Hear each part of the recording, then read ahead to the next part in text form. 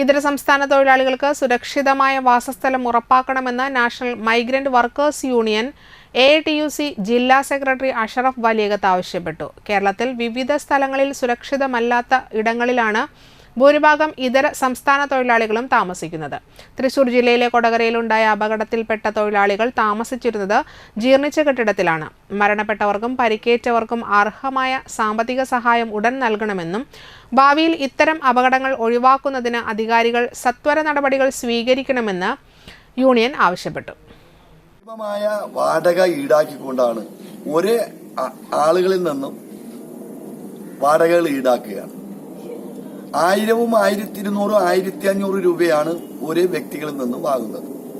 റൂമിൽ ഒരാൾക്ക് കഴിയാവുന്ന റൂമിൽ 5 പേരും 6 പേരും 7 പേരും ചിലയിടത്ത് 10 പേരുമായിട്ടാണ് റൂമിൽ കഴിയുന്നത്. ഇതിന് കർശനമായ ഇടപെടൽ അടിയന്തരമായി ഇടപെടണമെന്നാണ് national migrant workers union AITUC പറയാനുള്ളത്.